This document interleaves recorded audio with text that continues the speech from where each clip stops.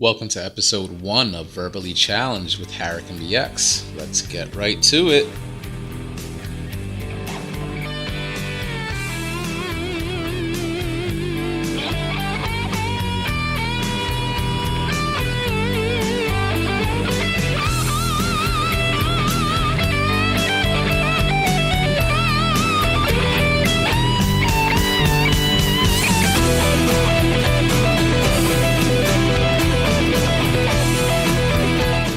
Thank you for the download, guys. Thank you for listening.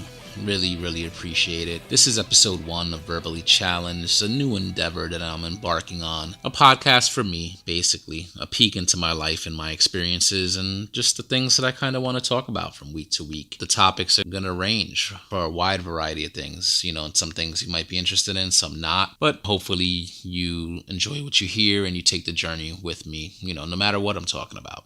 Hopefully you find it interesting. So, episode 1. Thank you again for the download. And what I have on the docket for today, I'm going to be discussing the WWE Greatest Royal Rumble. And that was an event that was pretty incredible. Held in the Kingdom of Saudi Arabia for the first time ever. Big event put on by the WWE in that country. I also went to a retirement party for a coworker over the weekend, and always a big milestone when somebody could hit that retirement mark. It's what we all hope and strive for, but you got to make sure you save a shitload of money before then, because you can't depend on Social Security. Social Security is not going to be doing it for you in the future. So make sure you save that money, and hopefully we all live long, healthy lives and make it to retirement like this person did. So got a little story for you there about that as well as quick little promo about breaking the mold on Tuesday nights, a little switch up that we're going to be doing every single Tuesday. So look forward to listening to that as well. So let's get to it, guys. I went to a retirement party on Sunday, April 22nd for a coworker that's been working at the job for 30 plus years at least. And it was a pretty great time. Lots of food, lots of alcohol, and it was great seeing everybody from the job that was able to come through and celebrate with her and her family. Some people came up to the podium and got on the microphone and said some nice words. I got a lot of pictures from the event, so if you follow me on Facebook, definitely check them out. I created an album for her retirement party, and I posted a few of them on my Instagram at Diaz4Fitness. So if you follow me there, you could check out some of those pics there if you'd like. It was a very nice event, and it seemed like everybody had a good time. Everybody was smiling and laughing, dancing, and good food, good music, as I said. And the size of the place actually caused people to interact and to mingle, because usually these things are done in a big catering hall. And this time it wasn't. This was actually in an apartment setting, like a big apartment, which had space to accommodate the amount of people there, but it also had a living room with some couches where you could also sit. It had a bar area, it had a kitchen area, of course, a bathroom. So it was very nice, very upscale. And I think they're planning on doing our future Christmas party for this year at either the same spot or something similar. So that was pretty cool. Just want to tell Janky, thanks for everything. She was tough on me when I first got there to the OR. Started working there in the summer of 2007. It was learning a new area. I had to learn a lot. I worked in the ER previously from 2000 to 2007, and this was like a new journey in life for me at that time. And, Janky was tough. She worked the evening shift, but she saw after a couple of months that I was a solid worker and a learner, and that I was there to work, that I had good, solid work ethic. And that's what you got to do to earn her respect. There's people that I'm sure would still call her a B, I don't want to say the word. She's tough because she cares about the patients and she cares about doing a good job. So, hats off to her. She could finally rest and enjoy retirement with her husband and her family. And Janky, I wish you nothing but the best. WWE held a special event this past Friday from the Kingdom of Saudi Arabia, their first ever event in that country. And it was called the Greatest Royal Rumble. It was a huge stadium-like event, just like WrestleMania was just 3 weeks ago. And Wow, it was actually a pretty good show. I give them credit. It was very, very entertaining, possibly more so than WrestleMania. It's weird to classify this show because it was a WWE Network special, which you could only find on their network. It wasn't held on the traditional pay-per-view outlets. And doing a little bit of research into the show, I actually read some information that the WWE were paid a lot of money to put this event on, and it's the beginning of a continued partnership between them and the Saudis for holding events there in the future. The Performance Center was there as well. They were represented and they were holding tryouts there in Saudi Arabia for some potential prospects. And they actually had some of them come out during the show and gave them a segment to kind of show them off to the audience there and show them off to the world on the WWE network. Some prospects that you might see show up in NXT in the near future, depending on how ready they are. So I'm sure they went through a grueling process to make it and to be able to appear. And it was interesting to see some snippets of that WWE was giving us throughout the week as they were there. The show itself, like I said, very entertaining. They had a special start time of 12 p.m. Eastern Standard Time because of the time difference of where they were at. So that's, work hours or school hours, for a lot of people. So I was in my office kind of like locked in, doing my work and having this on kind of like in the background and just trying to enjoy the event. But, because of work, couldn't really enjoy the event live as I usually like to watch them. So I basically, came home and got to enjoy the event almost live, just on a slight delay. So let's just get right into talking about the pay-per-view. It opened with John Cena versus Triple H, legend versus legend. Match speaks for itself, basically does not need any build-up. They had a very basic, slow, methodical match. What you'd expect to see from these two guys, nothing special in my opinion, but the crowd seemed to be eating it up, and rightfully so. This is a crowd that doesn't get to see these performers on a regular basis like we do here in the States. So a match like this to us, or to me, that I watch a lot of wrestling, that I might consider a very basic match. Not that I thought that it wasn't enjoyable or anything. It's good to see these guys hook it up since, you don't really see them one-on-one too often. Actually, it was mentioned on commentary that they hadn't wrestled one-on-one in 7 years, I believe. So, it's quite a long time. And even before that, it was a few-year gap between their first match and their second match. I think this was their third prominent, one-on-one battle, even though I'm sure they fought a few times on Monday Night Raw. Got to do the research on that. Basic match. The crowd was eating it up. They seemed to be enjoying it. And John Cena went over with the attitude adjustment and gave a short little promo after the match, just thanking the partnership now with the Saudis and interested to see where it goes in the future. So that was that. They opened the show, and the second match was for the Cruiserweight Championship. It was Kalisto versus the champion Cedric Alexander, and this was another good match. They actually gave the Cruiserweight some time to shine. Probably gave them like a good 10 minutes to go, 10 to 12 minutes, which par for the course. They usually don't give the Cruiserweights enough time. Only on 205 Live, which I hope is improving their viewership because I've heard it's a struggling show. So they had a good match. Cedric Alexander had just won the Cruiserweight title just 3 weeks ago at WrestleMania. It's just kind of jarring, again, just to see an event of this level so soon after WrestleMania. It was basically like getting a second WrestleMania in my head. That's kind of like how I saw it. They didn't hype it up as much. Of course, WrestleMania is the show of shows, but this was pretty damn close as far as presentation. Just interesting to see how that all played a factor into watching this event, because you could basically be described as a house show, a non-televised event that we basically just had televised. So again, not much movement and storylines and whatnot. It was not hyped too much, even though it was promoted on the regular Raw and SmackDown shows. But just a weird anomaly, this event, But it was good. Hope to see more. But I'm sorry, to get back with Cedric and Kalisto, they had a good match. They got some time to shine. I wish I could describe it a little bit more in some detail. But, I don't really have match notes in front of me to basically break it down move by move. But Cedric Alexander wound up retaining the Cruiserweight Championship, reversing Kalisto's Salida del Sol into into his lumbar check, and he got the 1-2-3. So that was entertaining, and good job, and congrats to Cedric Alexander for getting a chance to shine on a platform of this level. 3 weeks ago at WrestleMania, biggest event, biggest crowd he's ever wrestled for, and then to be able to do it again 3 weeks later it's pretty surreal. I think it's an incredible time in a lot of these guys' lives. I believe the next match up was for the vacant Raw Tag Team Championship. It was The Bar, Sheamus, and Cesaro. They were the former champions going up against Woken, Matt Hardy, and Bray Wyatt. They're a new union coming out of WrestleMania and their feud leading up to that event. Woken, Matt Hardy, and Bray Wyatt were at each other's throats for months. It culminated in the Final Deletion, I believe it was called, at the Hardy compound a few weeks before WrestleMania. Bray Wyatt was thrown into the lake of reincarnation, as it's called. I know, some silly shit. And he disappeared for a few weeks. Didn't see him. Then at WrestleMania, during the Andre the Giant Memorial Battle Royal, Woken Matt Hardy was one of the final few competitors. Bray Wyatt appeared in the ring, helped Hardy get the win, and thus their union was formed. So I believe they're calling themselves the Woken Warriors, or the Leader of Worlds now.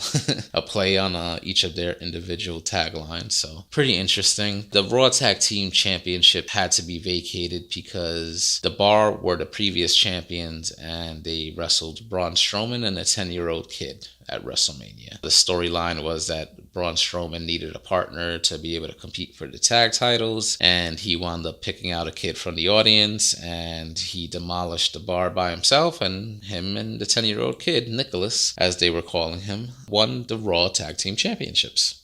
Incredible, right? Not one of the finest moments of WrestleMania, in my opinion, but, whatever. It was what it was. The next night on Raw, they had to vacate the Tag Team Championships due to Nicholas being in school and unable to defend the tag titles. Therefore, General Manager of Raw, Kurt Angle, he created a Tag Team Eliminator, sort of like a unofficial mini tournament with all the tag teams on Raw, and Woken Matt Hardy and Bray Wyatt won that Tag Team Eliminator to face the previous champions, The Bar, at this event, the Greatest Royal Rumble, for the vacant Tag Team Championships. So Woken Matt Hardy and Bray Wyatt wound up winning the tag titles over The Bar. The Bar were recently moved to SmackDown in the Superstar Shakeup, so this was a Raw versus SmackDown match, and The Bar stated that if they won the Tag Team Championships that they were going to be going back to Raw because it's a Raw Tag Team title. SmackDown got their own. But honestly, just because of their switch up in brands during the Superstar Shakeup, nobody were giving them a chance in hell to win this match. So this was pretty predictable. So as predicted, Woken Matt Hardy Matt Hardy and Bray Wyatt won the Tag Team Championships over The Bar. So The Bar stay on SmackDown, and we got new Raw Tag Team Champions. Moving on, I think I was dozing off. This was a long event. It was a 5-hour event, just like WrestleMania. So I believe the next matchup was Jeff Hardy versus Jinder Mahal for the United States Championship. And basically the same exact situation here, guys. Jeff Hardy was recently moved to SmackDown in the Superstar Shakeup with the United States Championship. The US Championship usually resides on SmackDown. It's a championship that's defended on that show. Therefore, this was another Raw versus SmackDown matchup because Jinder was also moved to Raw during the Superstar Shakeup. So if Jinder won, maybe then the excuse would have been, hey, he comes back to SmackDown. But since they just switched it up, did not see them going back to the brand they were just previously on, since they were switched up in the shakeup. Therefore, very easy to predict that Jeff Hardy was going to retain the US Championship to keep that belt on SmackDown. Jeff Hardy goes over. Match was what it was, nothing crazy.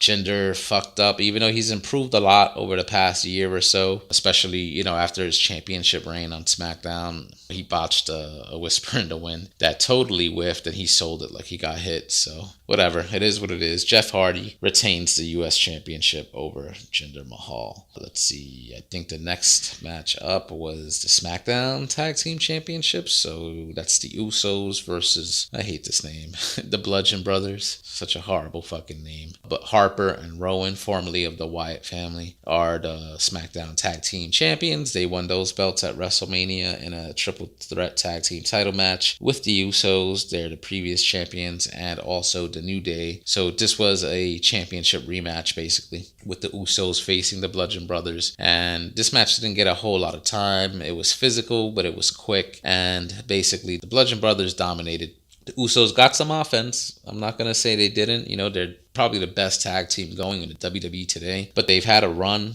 and it looks like they're going with the Bludgeon Brothers moving forward. So it was not a complete squash match. The Usos did get some offense, but ultimately the Bludgeon Brothers retained the SmackDown Tag Team Championships.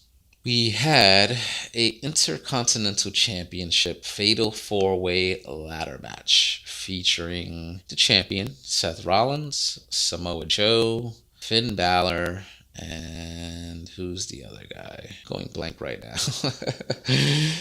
Going blank on the fourth guy in the match. But two of these guys are SmackDown guys now. And The Miz. How could I forget The Miz? Greatest Intercontinental Champion of all time. Well, at least he's getting there. The Miz defended this Intercontinental Championship at WrestleMania just a few weeks ago against Seth Rollins and Finn Balor in a triple threat. He lost the title to Seth Rollins. Seth Rollins is the new champ. So again, I just couldn't see them taking the title away from Seth Rollins. He had just won it. Also, two of the guys in this match are now on SmackDown Live, which that's The Miz and Samoa Joe. They were switched over in the Superstar Shakeup. SmackDown Live already has the United States Championship. I don't see them taking the Intercontinental Championship. So you already knew that The Miz and Samoa Joe were not going to win the match. That left Seth Rollins and Finn Balor. Therefore, as I said, very predictable. Seth Rollins just won the title. He's in the middle of this renewed push that he's getting as a singles competitor after fucking being a tag team with Dean Ambrose and wrestling the bar for fucking 6 months straight last year. So yeah, Seth Rollins was not going to lose the Intercontinental Championship. He retained. He kept the title. Pretty incredible way he won it, though. It was pretty awesome. Finn Balor was climbing the ladder, all slow and hurt. And he meaning Seth Rollins, just appeared out of nowhere. Just jumped on top of the ladder, raced up, grabbed the belt before Balor could get to him, and retained the title. So definitely check out that finish. It was interesting. It was realistic. It's like, man, why wouldn't anybody do that during an Intercontinental title match or a ladder match in general? Grabbing the title in that way. It's always that slow, methodical climb to the top of the ladder. And I get it. I get it. It's drama. It's drama for the crowd, but that's old school shit, man. Let's take this into the new millennium. All right, next up, I believe we had the WWE Championship match between the champion AJ Styles and Shinsuke Nakamura. This was a rematch also from WrestleMania from a few weeks ago. Shinsuke Nakamura turned heel and low-blowed AJ Styles after their match. AJ retained the title at WrestleMania and was low-blowed by Shinsuke Nakamura after the match. Very shocking. And they turned Shinsuke heel, and it's been a good move, I believe, on SmackDown. It's made the feud a lot more interesting, and Nakamura is killing it as a heel. I think they weren't fully behind him as a babyface, so it looks like he's getting the proper push now, and the feud got some fire behind it. With this match, they had a good match. It was much, much better than their WrestleMania match. Like, their WrestleMania match was billed as a dream match, and for some reason, I don't know if it was just the crowd fatigue, because WrestleMania was a long event, and that match came later into that event.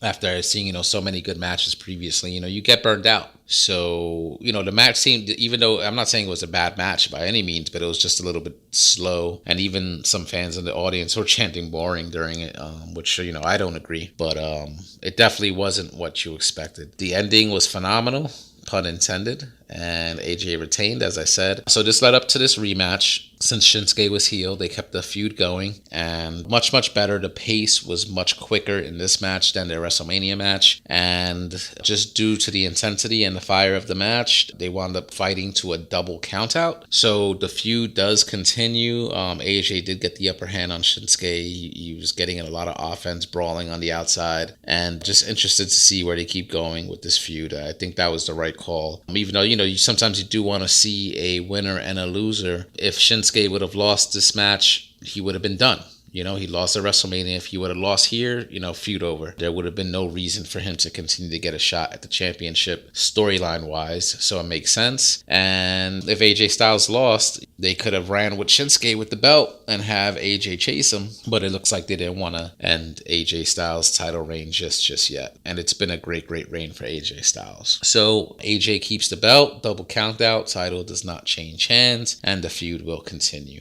Next up, WWE Universal Championship. This is why this show is called Rebellion Challenge. You hear little hiccups in my little speech from time to time. That's in case you were wondering why the show was titled what it was. That's why. So, WWE Universal Championship match. Champion Brock Lesnar with Paul Heyman versus the challenger Roman Reigns inside a steel cage. I guess this match was do or die for Roman, storyline terms. Their match at WrestleMania, again, this is another WrestleMania rematch. Everybody expected Roman Reigns to walk away with the championship at WrestleMania. When Brock Lesnar won the championship at the previous WrestleMania, we already knew that the main event of WrestleMania 34 was going to be Roman Reigns versus Brock Lesnar.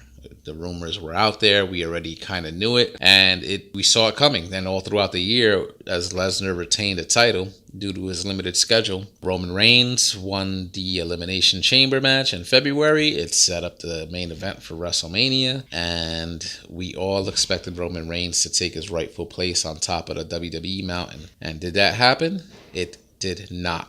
To everybody's fucking shock, Roman Reigns did not beat Brock Lesnar, and he did not win the Universal Championship at WrestleMania, which was crazy because everybody expected him to. We heard rumors that Brock Lesnar was courting the UFC. He wants to go back and fight, and of course they're going to throw huge sums of money to get Brock Lesnar back. I don't want to say that they're struggling, but they've lost some stars and they don't seem to be as prominent as they once were a few years ago.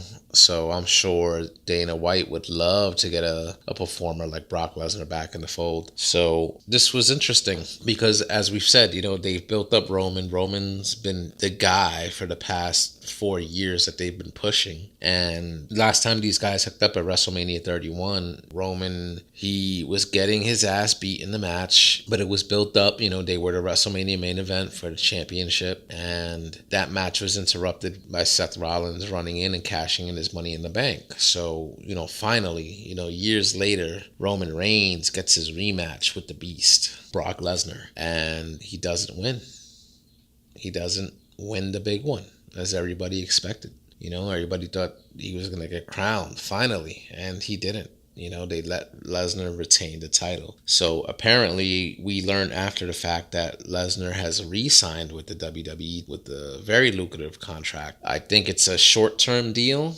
The details are not known, but it's believed to be a short-term deal. And he's getting paid a very handsome sum per match. And I believe this contract extends to SummerSlam, and it allows Brock Lesnar to fight in the UFC. So I've also heard reports, though, that it's a multi-year deal. So, Brock Lesnar will be around for a while. And again, the contract does let him fight in the UFC if he wants to. So it's interesting the kind of perks that Lesnar gets that nobody else in the company gets. It's very, very interesting. So this was a cage match. You could win by pinfall, submission, or escape the cage. And by escaping the cage, usually the rules are you have to escape the cage, you could either climb over the top or walk out through the cage door. But to win, both feet have to hit the floor. Both superstars' feet have to hit the floor. So this match, again, Lesnar matches are just the same fucking shit again and again and again. Again, kind of tired of it. It's always just a German suplex, F5, F5, F5, F5. Since they build Roman up to be fucking Superman, he's able to take 3, 4 fucking F5s, kick out. The match is what it was. It was better than the WrestleMania match. I will give them that. But again, just finishing moves, Superman punches, spears, German suplexes, F5s. That's all you get out of this match. There's nothing else. But they go at it. Eventually, Roman sets up Brock for the spear. He spears him through the cage. And after a few seconds of some quick confusion, the referees deem that Brock Lesnar has escaped the cage first and retains the Universal Championship over Roman Reigns. Now, they fucked up this finish, guys. If you watch, and again, this is the rules. This is always has been the rules. If you go back and watch WWE, if you've been a fan of WWE, it is a work, it's fake, it's entertainment. Listen, I get it. I'm just speaking in a kayfabe term. I'm working with you guys here, In kayfabe terms, the rules are you have to climb out the cage, leave the cage, both feet have to hit the floor. So Roman spears Brock through the cage. Brock's feet are still on the cage. And Roman, since he was on top of Brock, since he speared him, he rolls over. He's on the floor. So basically, Roman's feet technically touched the floor first, but the referees deemed that Brock Lesnar retains the title. So they fucked up their finish. You hear the announcers scrambling, trying to explain it away, like, no, it's the superstar that leaves the cage first, and they tried to omit about the both feet touching the floor. It was mentioned, and they said, controversial finish, but they didn't make too much of a big deal. Brock Lesnar walked away with the championship, so hoorah, hoorah, hoorah. Next up was the main event, the Greatest Royal Rumble. So this is just like the previous Royal Rumble that we got in January, but there were 50 men, so that's why it's called the Greatest Royal Rumble. They did do a 40-man Royal Rumble back, I think, in 2011, so that was the biggest one they had done to date. But it's usually a 30-man event that they hold in January. So for the purposes of this show, it was a 50-man Royal Rumble, the biggest Royal Rumble ever. It was a good match. The Rumble is always a fun match to watch. It's always been one of my favorites. We had, basically it was most of the roster that came out. Anybody that didn't perform previously were in this match. Rey Mysterio was one of the surprises. There were a couple of people that we didn't know. There was like some sumo wrestler guy that came out. A couple of NXT guys came out. But one of the guys from NXT we hadn't really seen on television before. So they said he was from NXT, but we never saw him. It would have been cool to see like Lio Rush or somebody like that. But they brought out like a big guy. And can't remember if there were any other surprise entrants. But you know what to expect from the Royal Rumble. Chris Jericho was in the match. He returned for this night only. It was pretty cool. You know what I'm saying? Braun Strowman wound up being the eventual winner of the Greatest Royal Rumble match. And he won a trophy and a championship title that I don't believe is going to be defended on Raw. It's just a one-time, this is what you get, kid, for winning this Royal Rumble. So congrats to Braun Strowman. His name is in the history books. Shout out to Daniel Bryan. After just getting cleared recently to wrestle again, he is now credited with the longest performance in Rumble history. He was in the match, I think, like an hour and 16 minutes. The previous record holder of that was Rey Mysterio, who was in the Royal Rumble match for, I think, like an hour and 2 minutes or an hour and 3 minutes. So to me, there's an asterisk there because this was a 50-man Rumble. Competitors come out every 90 seconds. So the match in itself was just going to be longer than what a regular Royal Rumble match is. And Daniel Bryan was number one, so he was there for the beginning of the match. So sucks that he wasn't able to win it, but the performance spoke for itself. He gets credited now for the longest Rumble performance ever. I skipped right to the main event, guys. I completely forgot to mention The Undertaker versus Rusev in a casket match. This is another special attraction match that had some interesting build-up. Rusev was billed to face The Undertaker weeks ago, like right after WrestleMania. Then Rusev and his wife are caught. I don't want to say caught. It's not like they did anything wrong, but they were on TMZ talking about the match, like what do they think, and they, to me, basically cut a promo for the match, basically saying Undertaker was over the hill and Rusev was gonna win. And apparently the Undertaker's wife took those comments seriously, and before you know it, it was announced that Rusev was no longer in the match with the Undertaker. It was going to be Chris Jericho versus the Undertaker in the casket match. And for some reasons, then again, days after that, they switched it up again and said Rusev is now back in the match. So total shit show of a build up. But Undertaker, just coming off squashing John Cena at WrestleMania a few weeks ago, comes out here for his entrance. Rusev was with his partner Aiden English. Rusev Day becoming quite the popular tandem in the past couple of months. The fans are really getting behind Rusev, and this match is what it was. It was longer than the match at WrestleMania. That was a glorified squash match. Undertaker squashed John Cena. So here Rusev got some offense. He looked pretty decent, but again, it was what it was. Very basic, simple match. They went about 10 minutes, and the Undertaker hit his signature spots, and Tombstone Aiden English match. He's not going to tombstone Rusev, that big bastard. And but he got Rusev in Aiden English, was able to place him in the casket, close the lid. So the Undertaker, of course, wins the casket match. So sorry for giving you that match out of order. But overall, my thoughts on the event were that it was a pretty good event. Definitely check it out if you have the opportunity to do so if you're a wrestling fan. It's on the WWE Network, the Greatest Royal Rumble. And I hope they do more stuff like this in the future. I like when they do these little WWE Network events. They're always, if you're a wrestling fan, you always don't mind getting a little bit more wrestling to watch due to just the size of that arena and the presentation and everything. It was basically like getting a second WrestleMania 3 weeks after the real WrestleMania event. Very enjoyable just due to that. It added to the whole atmosphere. And the 50-man Rumble, was a good watch. All the matches were pretty good, on point. Just, a couple of them didn't get enough time. But overall, thumbs up for the event. Women couldn't compete due to the conditions over in Saudi Arabia right now, but that country is becoming more progressive, and I think WWE is going to be spearheading that effort, and I know women will compete at future events in that country. The brave new world we're leading into, and WWE, I think, is trying to lead the charge in that regard. So it's going to be interesting to see how that all unfolds. But yeah, guys, the Greatest Royal Rumble gets a thumbs up in my book. Check it out. Like any WWE show, highs and lows. But I think you'll find a lot to enjoy with this event. So thumbs up to WWE and thumbs up to the Greatest Royal Rumble. It was an interesting BTM this past Tuesday because JD was the host. He was the captain. And this happened because the previous week I couldn't be on the show. I had a personal issue and couldn't make it. So Dom and Jordan took over hosting duties for the week. And Dom was so funny. Fucking comedian, man. He, I'm the host. I'm the captain now. It's so funny. It was a different flow to the show. So we discussed in our chat about maybe switching up the host every single week. And we threw the idea out there, and JD was the first to kind of respond and say, yeah, that's an interesting idea. It'll take some of the heat off of you and put some of the pressure on us. And I was like, okay, so you're up. And he was like, oh, fuck, what am I going to do now? So he hosted, and it was cool. You could tell he was nervous, but he did a great job.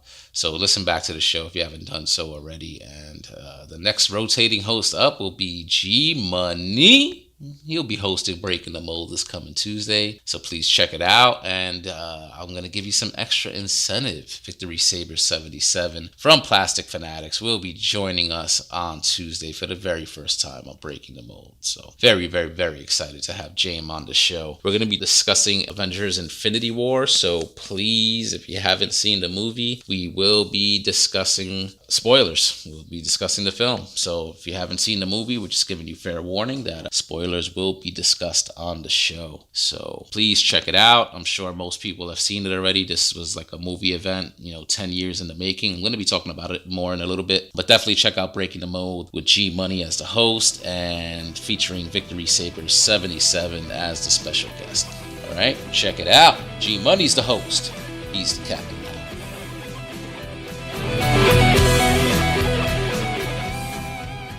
Hey guys, I was initially planning on discussing Avengers Infinity War on this episode, but I'm going to save that for episode 2, and that's probably going to take up the whole podcast because there was so much in this movie that needs to be discussed. And, with the WWE's Greatest Royal Rumble event and me talking about that, I felt like I wasn't going to give Infinity War the time and attention that it deserved. So look out for episode 2 for all the Infinity War spoiler talk from yours truly.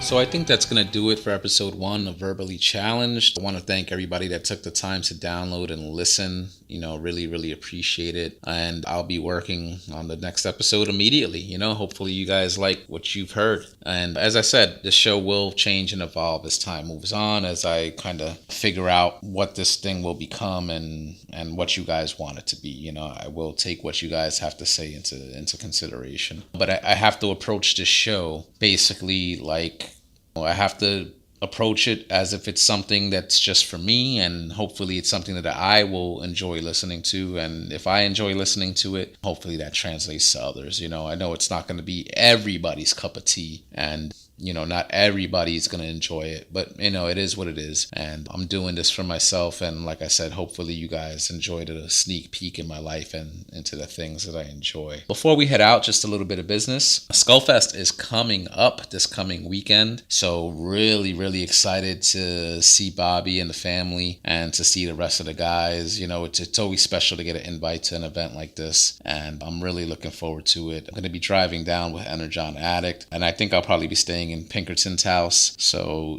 can't wait to see him and his family again as well. Looking forward to it. I'm going to be bringing some liquor, some Get Loose juice for the guys. I brought some last time I was able to go to Bobby's, and just really looking forward to hanging with everybody and eating the food and getting to just chill out for the weekend. Always good times. Good times. And remember to check out all the rest of the Cool Table Network shows. So, Enter the Realm, Shattercast Uncut, Toy Detox, Nerd Rage Radio, Beer and Bolts is 40K, Plastic Fanatics, Stasis Log 8 weeks, building up to it, Fresh Communication, and Breaking the Mold. I think that's all of them. And, remember to check out realmofcollectors.com. Remember to check us out on YouTube, Realm of Collectors. Remember to check out Breaking the Mold every single Tuesday night, 8 p.m. Eastern Standard Time on the Realm of Collectors YouTube channel. Guys, you could find me on social media all over as HarikenBx. Search me on Facebook. Just search HarikenBx. On Facebook, you'll find me. I'm there, Jose Diaz. If you try to search that, you'll never find me. So just search HarikenBx. I'm on Instagram at HarikenBx. On Twitter at HarikenBx, on Tumblr at HarikenBx, PlayStation Network HarikenBx, Xbox Live HarikenBx. So you see the pattern? You see the pattern here? All over social media at HarikenBx. You can also follow a more personal page on Instagram where I post my fitness updates and more family-oriented stuff. You could follow that page at Diaz4Fitness. That's Diaz, the number 4, Fitness. All one word, and follow me there if you want to see the more personal stuff, just like you're getting here on this podcast. So, all right, guys, thanks for everybody listening. Really, really appreciate it once again, and we'll be back soon with the next episode, all right? So take care, and peace out.